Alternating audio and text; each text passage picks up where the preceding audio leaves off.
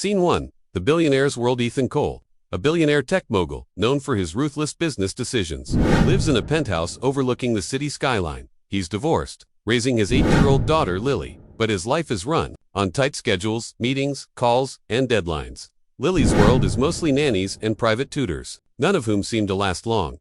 Scene 2. Lily's escape. One warm Saturday morning, Lily convinces her nanny to take her to the park while Ethan is at a board meeting. The nanny sits on a bench scrolling her phone while Lily wanders toward the old fountain in the center. There, Lily notices a young woman, ragged clothes, a worn-out backpack, writing numbers on a piece of cardboard. The woman notices Lily watching and smiles.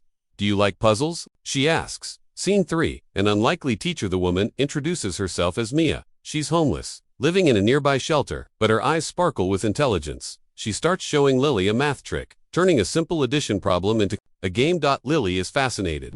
In minutes, she's laughing and scribbling numbers like she's never done in her expensive tutoring sessions. Scene 4. The father's arrival. Ethan arrives at the park earlier than expected and freezes when he sees his daughter on the ground with a homeless woman. His first instinct is anger. He storms over. "What do you think you're doing with my daughter?" Mia stands calmly and explains that they were just playing with numbers. Scene 5. The test. Ethan quizzes Lily. "What's 37 plus 46?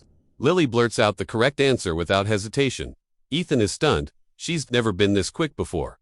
For the first time, Ethan really looks at Mia and sees something beyond her torn hoodie and frayed shoes. Ethan, still skeptical, lowers his voice but keeps a firm tone. "You're homeless, yet you're teaching my daughter." Why? Mia doesn't flinch. Because she wanted to learn. And because once upon a time, I wanted to be a teacher before. Life happened. Lily tugs Ethan's sleeve. "Daddy, she's really smart. Can she come teach me again?" Scene 7. Curiosity and doubt. Ethan asks Mia to walk with him. As they stroll through the park, she shares pieces of her story. She graduated top of her class in education. Her parents died in a car accident 2 weeks before she was to start her first teaching job. Debt, medical bills, and a lost apartment spiraled her into homelessness. Ethan listens, conflicted. Something about her honesty and the way she spoke to Lily strikes a chord in him. Scene 8. The first offer. Ethan pulls out his wallet and offers Mia cash to help her out. Mia shakes her head. "I'm not asking for charity. I'd rather earn it." The word surprise Ethan. Very few people refuses money. Scene 9. Decision. In the car on the ride back to the penthouse, Lily is bursting with excitement. "Daddy, please. She's the best teacher I've ever had." Ethan looks out the window, deep in thought. He's a man who's hired the best tutors money can buy, and yet this homeless woman taught his daughter more in 10 minutes than they did in months.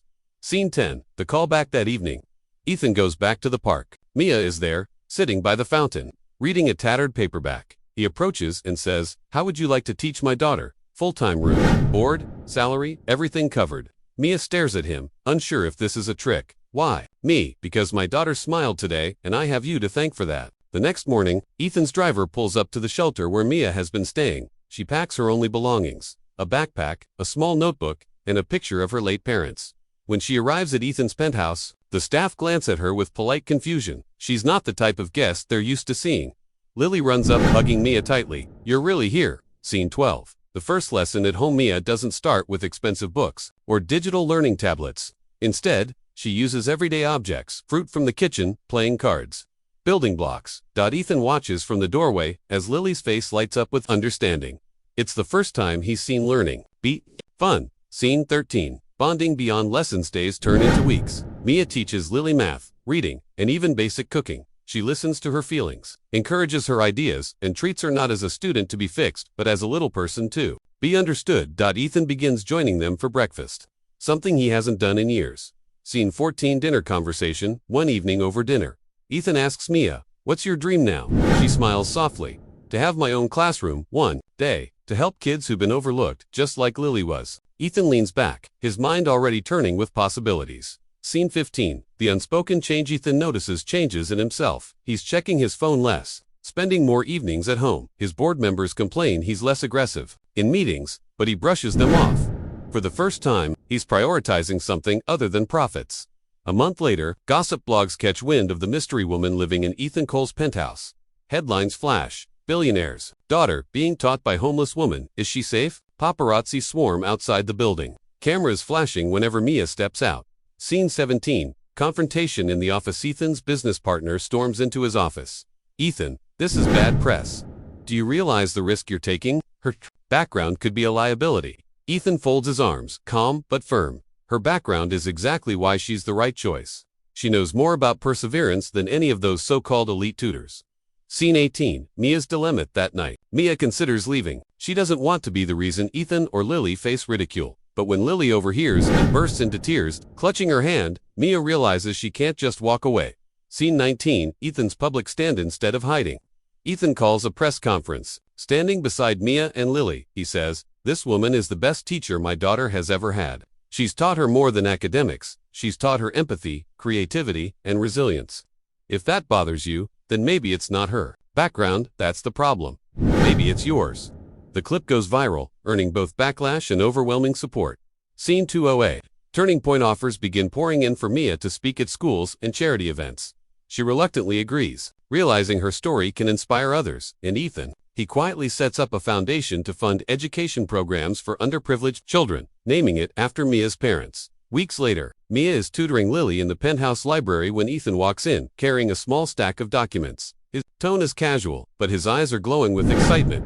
"Mia, I have something for you." Scene 22. The gift. He slides the papers across the table. They're property deeds for a small but beautiful building. In the city center. Mia looks up, confused. "What is this?" Ethan smiles. "It's yours, fully paid for.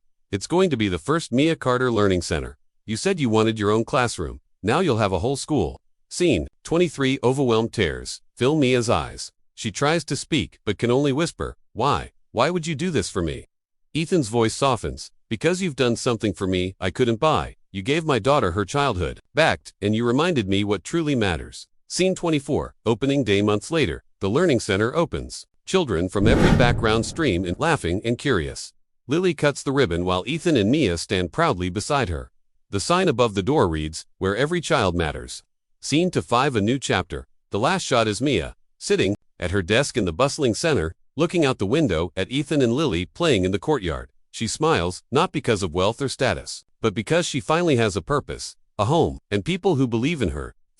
Just weeks after the Learning Center opens, Ethan's financial team informs him of a suspicious audit request from a government office. Mia overhears a heated conversation between Ethan and his lawyer.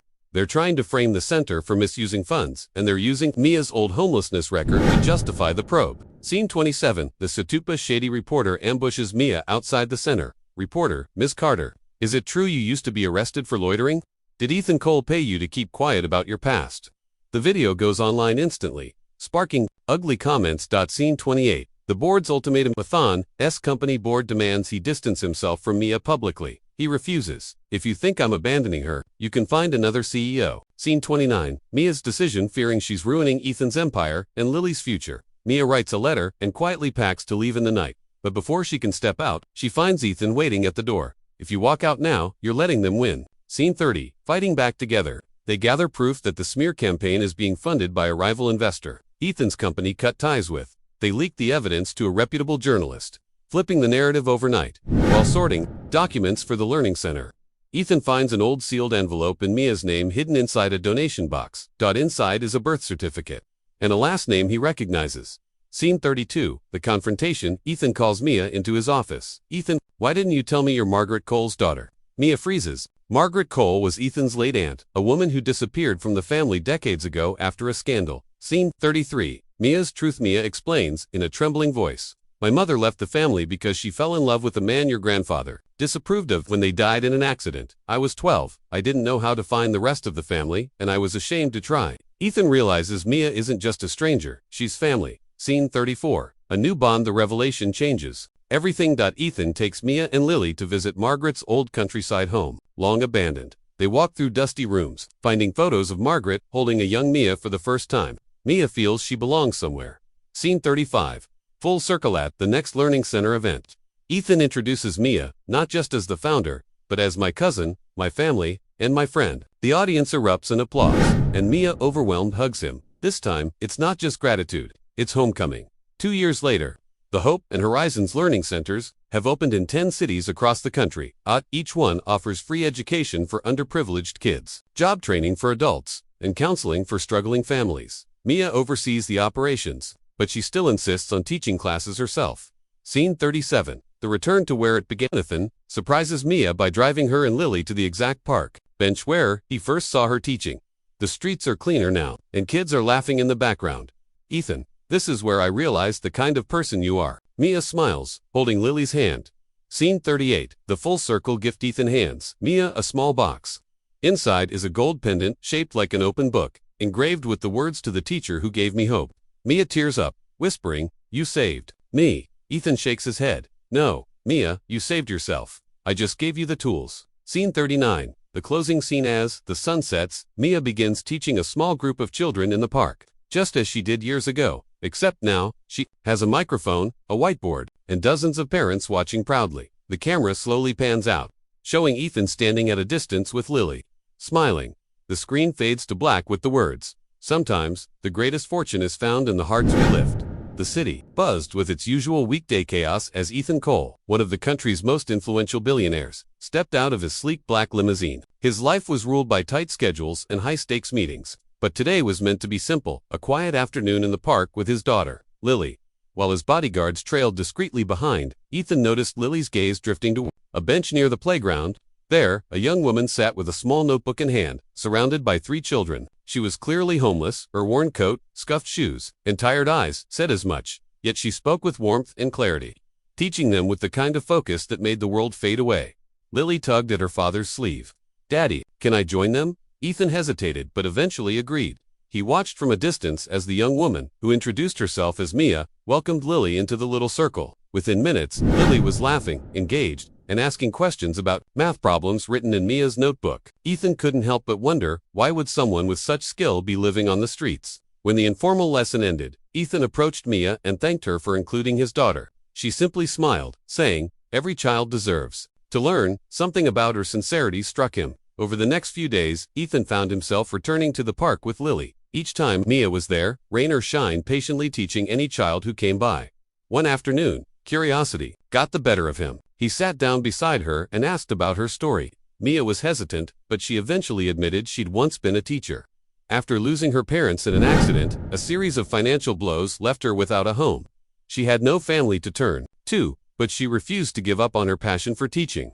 "Knowledge is the only thing they can't take away from you," she said softly, glancing at the children. That night, Ethan couldn't sleep. He'd built his fortune through investments and business ventures, but here was a woman creating change with nothing more than a notebook and determination. The next day, he offered to buy Mia coffee. She declined politely, explaining she couldn't accept favors she hadn't earned. Impressed by her pride, Ethan instead asked her to help tutor Lily regularly for pay. Reluctantly, she agreed. Weeks passed. Mia became a constant presence in Lily's life, teaching her more than just academics, patience, empathy, and the importance of kindness. Ethan began noticing changes in his daughter's behavior. She was more curious, more compassionate. The bond between Mia and Lily grew so strong that it almost felt like family. One rainy afternoon, Ethan invited Mia to his corporate office, saying he had a small idea to discuss. To her surprise, the idea wasn't small at all. He wanted to fund a community learning center with her as the lead instructor. Mia's hands trembled as she read the proposal. It offered her not just a job, but a home and the resources to teach dozens of children at once. "Why me?" she whispered. Ethan replied, "Because you're already doing it without asking for anything in return. I just want to give you the tools." The grand opening of Hope and Horizons Learning Center drew a huge crowd. Local news covered the event, filming Mia as she cut the ribbon with Lily by her side. For the first time in years, Mia had her own space, a classroom filled with books, art supplies, and bright faces eager to learn. Months later, while organizing donation boxes for the center, Ethan stumbled upon a sealed envelope marked with Mia's name. Inside was a birth certificate that made his heart skip a beat. Mia's last name wasn't just familiar, it was family. She was the daughter of Margaret Cole, Ethan's late aunt, who had been estranged from the family decades ago after a scandal. Ethan confronted Mia gently, and she confessed she had never known how to reach the rest of the family after her parents died. The revelation changed everything. Ethan took Mia and Lily to visit Margaret's old countryside home, still filled with dust-covered photographs and memories. Standing in the doorway, Mia felt a weight lift from her shoulders. She belonged somewhere again. From then on, Ethan introduced Mia not only as the founder of the Learning Center, but as his cousin. Their bond deepened, and Mia's work expanded. 2 years later, Hope and Horizons had locations in 10 cities, each one offering education, job training, and counseling for struggling families. One sunny afternoon, Ethan drove Mia and Lily back to the same park bench where it all began. The The streets were cleaner, the playground livelier. Handing her a small box, Ethan revealed a gold pendant shaped like an open book, engraved with the words, "To the teacher who gave me hope." Mia's eyes welled with tears. "You saved me," she whispered. Ethan shook his head. "No, Mia, you saved yourself. I just gave you the tools." As the sun dipped below the horizon, Mia began teaching a small group of children in the park again, just as she had years ago, but now with a microphone,